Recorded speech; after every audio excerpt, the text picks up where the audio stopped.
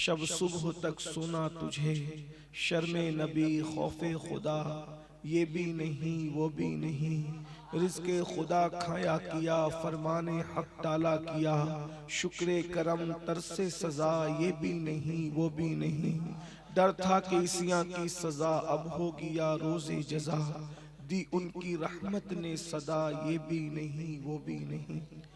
आज की ये महफिल इस्लाह अक़ायद व अमाल के हवाले से मुनक़्क़िद है और 4 बजे मुझे एयरपोर्ट पर पहुंचना है और बज रहे हैं पौने 2। आप जानते हैं कि कम से कम 2 घंटे का टाइम चाहिए एयरपोर्ट पहुंचने के लिए। आप लोग आते जाते रहते हैं, इसलिए मैं कोई लंबी तकरीर नहीं करूंगा, सिर्फ मुख्तसर। अब तकरीर का वक्त तो रह नहीं गया, इसलिए मैंने अर्ज़ किया था मुंतज़मीन से कि मुझे जल्दी अगर गुफ्तगू करवाना है तो माइक दे देना, फिर मेरे बाद आपका जलसा चलता रहे। लेकिन कोई बात नहीं, कोई शिकायत की बात नहीं है। 10 मिनट भी मिले अल्लाह रसूल के जिक्र के लिए तो हमारे लिए काफ़ी है, कोई बात नहीं, हमें कोई शिकायत नहीं है आपसे। बस एक ही बात अर्ज़ करके अपनी बात में मुकम्मल करूँगा कि हम लोग सब की ख्वाहिश और कोशिश ये है कि हम सब जन्नत में जाना चाहते हैं। हर मुसलमान की तमन्ना यह है कि वो जन्नत में जाए और सब जन्नती बन जाए। और जन्नत के लिए हर मुसलमान बेचैन और बेकरार है, और जो जन्नत में जाएगा वही कामयाब होगा। जो जन्नत में नहीं जाएगा, जहन्नम में जाएगा, वो तबाह हो जाएगा, बर्बाद हो जाएगा, अल्लाह के अजाब में गिरफ्तार हो जाएगा। और जहन्नम में अल्लाह का ऐसा दर्दनाक अजाब है कि उसे दुनिया की कोई ताकत बर्दाश्त नहीं कर सकती। जहन्नम के अंदर अगर पहाड़ों को भी डाल दिया जाए तो पहाड़ भी पिघल जाएंगे। अब आप गौर करें कि जब पहाड़ पिघल जाएंगे जहन्नम में तो हमारी हड्डियों का और हमारी चमड़ी का क्या बचेगा और क्या क्या बनेगा। तो जन्नत में जाना ये मोमिनीन के लिए है और मोमिनीन को जन्नत में जाने की तमन्ना करना चाहिए। लेकिन जन्नत कोई मुश्किल चीज नहीं है। अल्लाह ने जन्नत को हमारे घर में उतारा है और हम जन्नत को पहचान नहीं पा रहे हैं। हम जन्नत को छोड़कर इधर उधर भटक रहे हैं। जन्नत हासिल करने के लिए कभी इधर भागते हैं, कभी उधर भागते हैं, कभी उधर भागते हैं, लेकिन जन्नत हमारे घर में मौजूद है। बहुत आसान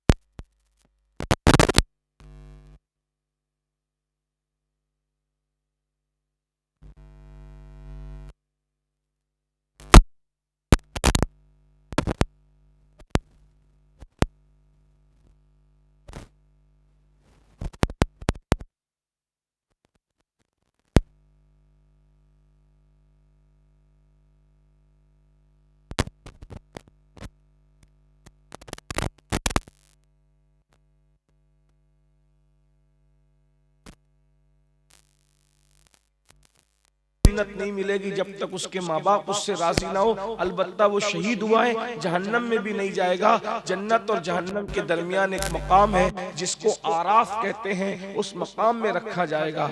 एक आखिरी बात मैं आपसे अर्ज करता हूँ। आज हमारे नौजवान अपने माँ बाप को तेज नजरों से देखते हैं। अगर माँ बाप बीमार पड़ जाए तो उनको बोझ लगता है, इतना पैसा मैं खर्च कर दूं अपने माँ बाप पर। कभी सोचा आपने माँ बाप ने हमें क्या दिया? थोड़ी देर के लिए गौर करो। अगर ये मेरी 10 मिनट की तकरीर पर भी आप गौर कर लोगे तो अल्लाह करे आपको संवरने का और कुछ सोचने का मौका मिलेगा। थोड़ी देर सोचिए कि माँ बाप ने हमें क्या दिया, माँ ने हमें क्या दिया, बाप ने हमें क्या दिया। हम माँ बाप पर चंद सौ चंद हजार रुपए उनके बीमार पड़ने के बाद खर्चा करने पर सोचते हैं, लेकिन यही माँ बाप थे जब हम बीमार पड़ते थे तो डॉक्टर को कहते थे, डॉक्टर जितना लगेगा खर्चे की फिक्र मत करना, मैं अपने घर की जायदाद, अपने जो चीज बेच सकता हूं बेचूंगा, लेकिन मेरे बच्चे की जान बचा दो। माँ बाप हम पर बेदरीग खर्च करते थे, बेहिसाब खर्च करते थे, और हम अपने माँ बाप पर खर्च करने के लिए सोचते। आपको बताऊं, एक दिन वो वक्त आएगा जब ये नेमत, जिसे माँ बाप की नेमत कहते हैं, हमारी नजरों से ओझल हो जाएगी। उस वक्त हम तलाश करेंगे खिदमत के लिए, मगर ये चेहरे नहीं मिलने वाले।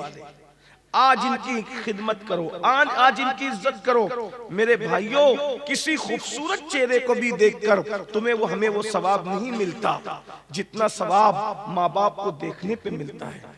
ये झुर्री पड़े हुए सीधे सादे चेहरों को जो माँ बाप के चेहरे हैं क्या मिलता है? तो अल्लाह के रसूल अलैहि सलाम ने फरमाया, जो फर्मा बरदार औलाद अपने माँ बाप के चेहरे को मोहब्बत से तकती है, अल्लाह उन्हें मकबूल हज का सवाब अता फरमाता है। यानी अगर आपने एक दिन में 10 मरतबा माँ बाप को प्यार से देखा तो आपको 10 मकबूल हज का सवाब, 100 मरतबा देखा 100 मकबूल हज का सवाब। लेकिन बड़ी माजरत के साथ आज आप लोग अपने आप में डूबकर खुद सोचो कि क्या करते हो माँ बाप के साथ। दोस्तों के साथ पार्टी में जाओगे, पिकनिक पे जाओगे, कहीं जाओगे तो हर दोस्त जेब में हाथ डालेगा, मैं पैसे दूंगा, मैं पैसे दूंगा, मैं पैसे दूंगा। लेकिन जब माँ बाप को बीमार पड़ने के बाद दवा खाने का बिल देने की बारी आती है तो भाई आपस में लड़ते हैं, तू पैसा दे, तू पैसा दे। याद रखिए, माँ बाप पे खर्च करने में जितना सवाब मिलता है उतना सवाब किसी पे खर्च करने में नहीं मिलता। इसलिए अपने माँ बाप पे खर्च करो। मस्जिद बनाने से ज्यादा सवाब माँ बाप पे खर्चा करने पर है, मदरसा बनाने से ज्यादा सवाब माँ बाप पे खर्चा करने पर है। सबसे ज्यादा अगर आपको अज्र मिलेगा खर्च करने पर तो माँ बाप पे खर्च करने को मिलेगा। हत्ता कि अल्लाह के रसूल अलैहिस्सलाम फरमाते हैं, अगर कोई मालदार बनना चाहता है और लंबी उम्र पाना चाहता है तो उसको चाहिए कि नमाज के बाद अपने माँ बाप की मगफिरत के लिए दुआ करे। जो माँ बाप की मगफिरत के लिए दुआ करता है अल्लाह उसकी उम्र को भी लंबी करता है और उसके माल में भी बरकत अता करता है। जो अपने माँ बाप पे खर्च करता है अल्लाह उसकी उम्र को भी बढ़ा देता है और अल्लाह उसकी दौलत को भी बढ़ा देता है। लेकिन मेरे भाई, माँ बाप की दुआ वो दुआ है। आपने बारहा मुझसे अगर आपको कहीं सुनने को मिला होगा तो सुना होगा, आप लोग, हम लोग, जैसे मैं आ गया, मौलाना सादिक साहब आ गए, उनका खिताब आपने सुना, हमारे ये प्यारे प्यारे अल्लाह वाले उलमाए किराम और भी बुजुर्गान दीन, हम लोग इनके हाथ चूमते हैं, इनको नजराना देते हैं, इनको बुलाते तो एक से खाना खिलाते हैं। अच्छी बात है, सब करो। लेकिन एक बात मैं आपसे पूछता हूँ, आप लोग हम लोगों के हाथ चूमते हो तो क्या कभी घर में अपने माँ बाप के भी हाथ चूमते हो? अगर आप अपने घर में अपने माँ बाप के हाथ चूमते हो तो हम लोगों के हाथ चूमना भी काम आएगा। और अगर अपने माँ बाप के हाथ नहीं चूमते, माँ बाप को दुख देते हो, माँ बाप को तकलीफ पहुंचाते हो, तो हमारे हाथ चूमना भी आप लोगों के काम नहीं आएगा। और एक मैं सच्ची बात कहूँ, सच्ची बात कह रहा हूँ, अल्लाह जानते हैं, सच्ची बात कह रहा हूँ, मुझे मरना है, अल्लाह को मुंह दिखाना है। अगर मैं आपके लिए दुआ करूं तो इसमें गुंजाइश है, अल्लाह चाहे तो कबूल करे, चाहे तो अल्लाह रद्द कर दे। इसको याद रखना। अब मैं तो कुछ भी नहीं, तमाम मुसलमानों में सबसे घटिया गुनहगार मुसलमान मैं हूं। अगर कोई वली भी आपके लिए दुआ करे ना, वली, ये उलमाए किराम मौजूद है, तो अल्लाह अल्लाह अल्लाह बेनियाज है। अगर वली भी आपके हक में दुआ करे तो अल्लाह वली की भी दुआ चाहे कबूल करे चाहे रद्द करे। वली की बात करें, अगर कोई वली भी किस्मत से मिल जाए तो कोई वली भी आपके लिए दुआ करे, वली की हर दुआ कबूल होती है, लेकिन अल्लाह अल्लाह है, बेनियाज है। वली की दुआ रद्द नहीं होती, लेकिन अल्लाह अल्लाह है, बेनियाज है, अगर चाहे तो कबूल करे, चाहे तो आपके हक में रद्द कर दे। लेकिन एक दुआ ऐसी है जिसकी जमानत रसूलुल्लाह ने दी है। मेरे आका फरमाते अगर तुम्हारे माँ बाप तुम्हारे हक में दुआ कर दे तो अल्लाह उसको रद्द नहीं करता, बल्कि अल्लाह उसको कबूल कर लेता है। अरे 1000% कबूल होने वाली दुआ को तुम छोड़कर किस किस के पीछे भाग रहे हो? बताओ तो सही। माँ बाप की कद्र नहीं है आज हमारे यहाँ, और जैसे माँ बाप की दुआ कबूल, वैसे माँ बाप की बद्दुआ भी कबूल। जो आखिरी बात कहने चला था वो ये कह रहा हूं, क्योंकि अगर मैंने लंबी की जरा भी तो मेरी फ्लाइट ही छूटेगी, और उसके बाद फिर फ्लाइट नहीं है। आखिरी बात जो कह, अगर आप वली भी बन जाएं तो भी आपको माँ बाप की दुआ की जरूरत रहेगी। एक वली थे, एक अल्लाह के वली थे, उनको हज को जाना था। एक अल्लाह के वली थे, उनको हज को जाना था। उन्होंने अपनी माँ से पूछा, माँ हज किए हुए अब कई साल हो गए हैं, मेरा बहुत दिल चाह रहा है कि मैं हज को जाऊं, काबे की जियारत कर लूं। अम्मी अगर तुम इजाजत दे दो तो मैं काबे की जियारत के लिए जाऊं। हमारे बुजुर्गों ने फरमाया कि अगर नफल हज करने से माँ बाप मना कर दे तो औलाद को चाहिए कि वो नफल हज न करे। माँ बाप अगर मना कर दे तो नफिल हज को मत जाओ। ये माएँ और बहनें बैठी है, इतनी रात गए भी, मैं इन माओ और बहनों से भी कहता हूँ तुम भी माँ बाप की फर्मा बरदारी करो, और बहनों से कहता हूँ तुम्हारा शौहर अगर माँ बाप की फर्मा बरदारी करे, खिदमत करे, तो उसको मत रोको, उसको माँ बाप की खिदमत करने दो। क्योंकि बाज औरतें ऐसी होती है कम इल्मी की बुनियाद पर कि वो माँ बाप से अपने शौहर को अलग करना चाहती है। औरतें बहुत सारी कंडीशन रखती है कि आप अगर अपने माँ बाप के साथ रहेंगे तो मैं आपके साथ नहीं रहूंगी। लेकिन मैं आपसे कहता हूं ऐसी कंडीशन आ जाए तो आप पूरी दुनिया को छोड़ देना, माँ बाप को नहीं छोड़ो। और बहनों से भी कहता हूं कि आप अपने शौहर को जन्नती देखना चाहती हो कि जहन्नमी देखना चाहती हो? जब आप अपने शौहर को जन्नती देखना चाहती हो तो आपको अपने शौहर को उसके माँ बाप से कभी जुदा नहीं करना चाहिए। और एक बात याद रखना, वो औरतें जो अपने शौहर को उसके बूढ़े माँ बाप से जुदा करके उन बूढ़े माँ बाप को दर दर का भिखारी बना देती है, वो रसूलुल्लाह का फरमान सुन ले। मेरे आका ने फरमाया कमा तदीनु तुदान, जैसा करोगे वैसा भरोगे। मेरी बहनों, अगर आज तुमने अपने शौहर को उसके माँ बाप से अलग कर दिया और बुढ़ापे में उनको दर दर का भिखारी और मोहताज बना दिया, तो जब कल तुम्हारी औलाद जवान होगी और तुम बुढ़ी हो जाओगी तो तुम्हारी बहुएं भी तुम्हारे साथ वही सुलूक करेगी जो तुमने अपने शौहर के माँ बाप के साथ किया है, सास के साथ किया है, ससुर के साथ किया है। किसी पे जुल्म मत करो। मौलाए कायनात सैयदना अली मुर्तजा ने फरमाया अल्लाह कुफ्र करने वालों को तो मोहलत देता है मगर अल्लाह जुल्म करने वालों को मोहलत नहीं देता। इसलिए मेरी कौम की बेटियों, मेरी माँ, मेरी बहनों, जिस माँ बाप ने तुम्हारे शौहर को पैदा किया है उन माँ बाप पे जुल्म मत करो, उनको शौहर को माँ बाप से दूर मत करो। बल्कि अगर शौहर कोताही करता है तो उसको कहो कि आप अपने माँ बाप का हक अदा करें। इसलिए कि शौहर के लिए, शौहर बीवी के लिए जन्नत है और शौहर के लिए जन्नत उसके माँ बाप है। इसलिए औरतें शौहर को माँ बाप की, उसके माँ बाप की खिदमत पे उभारें। लेकिन आजकल इल्म नहीं है, औरतों को अपने रिश्तेदार तो अच्छे लगते हैं, ससुराली रिश्तेदार बहुत बुरे लगते हैं। शौहर जब उसकी बहन की खिदमत करता है तो औरत लड़ती है, बीवी लड़ती है शौहर से। ऐसा ना करो, तुम अपने शौहर को जहन्नमी ना बनाओ। जिसका जो हक है दे दो। देखो, देने से कम नहीं होता, खिदमत करने से कम नहीं होता। अगर तुम चाहते हो कि तुम मालदार रहो, अल्लाह की राह में हाथ बड़ा रखो, अल्लाह तुम्हें देगा, अपनी शान के मुताबिक देगा।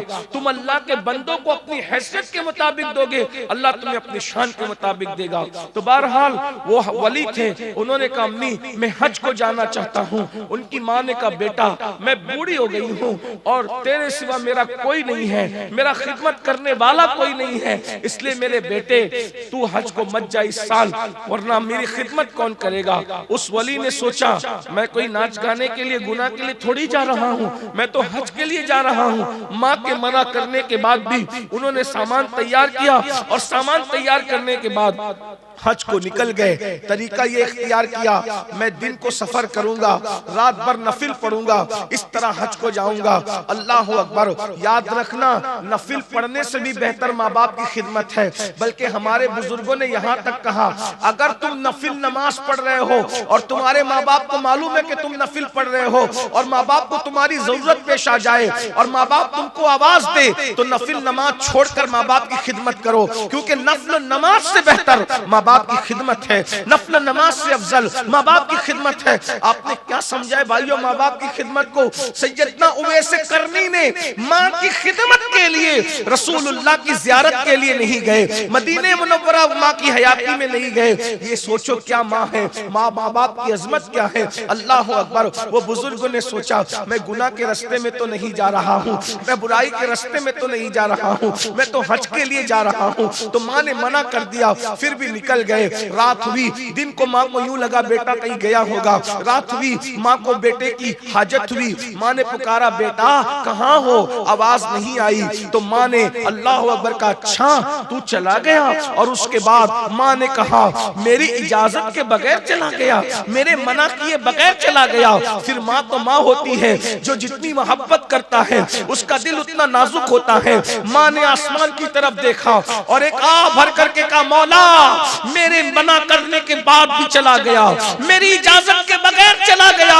एक माँ की बद्दुआ है, जब मेरे बोले बगैर गया है अब वो काबे तक पहुंचने नहीं चाहिए। मना करने के बाद भी गया है, काबे तक पहुंचने नहीं चाहिए। काबे के लिए मुझे छोड़ करके गया, अब उसको कभी काबे का दीदार नसीब न हो। याद रखिए माँ की दुआ भी फौरन कबूल होती है, माँ की बद्दुआ भी फौरन कबूल होती है। इसलिए अपनी औलाद को माँ बाप कभी बद्दुआ न दिया करें। अल्लाह अकबर। उनको बर्बाद होने की दुआ की बजाय उनके सुधरने की दुआ करो, उनके संवरने की दुआ करो, उनकी हिदायत की दुआ करो। माँ औलाद के लिए कभी बद्दुआ मत करना। अल्लाह अकबर। माँ के जबान से जुमले निकल गए, मेरे मना करने के बाद भी गया, काबे तक पहुंचने न पाए। अल्लाह अकबर। रात थी, रात के वक्त वो बुजुर्ग बाजू के देहात पहुंचे थे और मस्जिद के अंदर नफिल नमाज पढ़ रहे थे। ऐसे में गांव में चोर आ गए और चोर आए तो कोई होशियार हो गया, उसने चिल्लाना शुरू किया चोर चोर चोर, और पूरा गांव बेदारों के चोरों के पीछे भागा। चोर मस्जिद की गली में घुसे और पता नहीं कहां छुप गए। लोगों को यह लगा कि मस्जिद के अंदर घुसे चोर। वो मस्जिद में गए तो देखा चिराग जलाकर एक शख्स सजदे में रो रहा है, अल्लाह से कह रहा है मेरी मगफिरत कर दे, मेरी मगफिरत कर दे, मेरी मगफिरत। उन्होंने सोचा यही चोर है, उठाया, खूब मारा, खूब पीटा और उसके बाद जेल में जमा कर दिया। सुबह हुई, काजी को बुला के एक शख्स चोरी करता है, पकड़ा जाता है तो पकड़ाने के खौफ से मस्जिद में घुस के सजदे को बदनाम करता है, उसकी सजा क्या है? काजी ने कहा इस जालिम के हाथ भी काटो, पैर भी काटो, आंख निकाल लो। हाथ काटे, पैर काटे, आंख निकाली तो काजी ने ऐलान किया लोगों ये उस चोर की सजा है जो चोरी करता है और पकड़ा जाता है तो मस्जिद में घुस के सजदा करता है और सजदे को बदनाम करता है। उस बुजुर्ग ने रोते हुए काजी से कहा काजी साहब ये ऐलान मत करो, मैं जो कहता हूँ वो ऐलान करो। काजी ने कहा क्या है? कहा कि ये ऐलान करो ये उस हाजी की सजा है जो माँ के मना करने के बाद भी हज को जा रहा था, अल्लाह ने इसका ये अंजाम कर दिया। कोई माँ की नाफरमानी करके भी हज को न जाए। लोगों ने पूछा कौन हो तुम? तो बताया मैं वो, अरे ये तो हमारे गांव के बाजू वाले गांव के बहुत बड़े वली हैं, बहुत बड़े बुजुर्ग हैं, हमने क्या कर दिया? फिर उन्होंने पूरी दास्तान बताई कि मेरी माँ ने मना किया था फिर भी मैं निकला, शायद ये माँ की बद्दुआ का नतीजा है कि मेरे साथ ये सुलूक करा, हाथ भी काट दिए, पैर भी काट दिए, आंखें भी निकाल दी। तो लोगों ने कहा अगर उस गाँव वालों को पता चल गया वो हमारे गाँव की ईंट से ईंट बजा देंगे। उन्होंने रात का इंतजार किया और चुपके से उस बुजुर्ग को ले जा करके उसी गांव में डाल दिया। अब इनको तो भूख लगी हुई थी, उन्होंने आवाज दी, है कोई मुझे खाना खिलाने वाला। उस वक्त तो उनकी माँ को एहसास हो गया, मैंने मौला बद्दुआ तो दे दी लेकिन मेरा बच्चा मुझे मिला दे। माँ तो माई होती है, मैंने बद्दुआ तो कल दे दी, मेरा बच्चा मुझे मिला दे। इतना कहा तो आवाज आई, है कोई मुझे खाना खिलाने वाला। इन्होंने सोचा चलो मैं किसी फकीर को खाना खिला दूं, आधी रात हो गई। कहा ओ फकीर, ओ भिखारी, हाथ फैला ताकि मैं तुझे भीख दूं। उसने आवाज आई कि माई मेरे हाथ कटे हुए हैं। कहा चल क्या मैं तेरी झोली में डाल दूं? तो कहा मेरे पैर भी कटे हुए हैं। कहा मैं नामहरम के सामने नहीं आ सकती। कहा मेरी आंखें भी कटी हुई है। जैसे ही वो माई खाना लेके बाहर आई, देखा ये तो मेरा बच्चा, मेरा खुद का बेटा है। चीख मार ली। कहा बेटा ये तेरे साथ क्या सलूक हुआ? कहा माँ तेरी इजाजत के बगैर हज को जा रहा था, हाथ भी कटे पैर भी कटे, अंधा हो गया। माँ ने ये हाल बेटे का देख न सकी। अल्लाह से दुआ किया, मौला मेरा बेटा ये कैसे जिएगा और मैं इसके दुख में कैसे जीऊंगी। मुझे भी दुनिया से उठा ले, इसको भी दुनिया से उठा ले, ताकि न इसका गम रहे न मेरा गम रहे। बस ये दुआ करना थी। उनका भी इंतकाल हो गया, उसका भी इंतकाल हो गया। देखो वली होकर माँ की नाफरमानी की तो क्या अंजाम हुआ। अब हम लोग क्या करते हैं, गुनेगार है, सियाकार है, फिर भी माँ बाप की नाफरमानी करते हैं। मैं अपनी पसंद की शादी करूंगा तो करूंगा, माँ बाप नाराज हो तो होते रहे। मैं ये करूंगा तो देखो माँ बाप बूढ़े हो जाएं। बहुत मैं जानता हूं कि भोले भाले देहाती माँ बापों को बहुत कुछ समझ नहीं होती, मगर जब वो कोई बात कहे उनको झिड़किए मत, उनको प्यार से समझ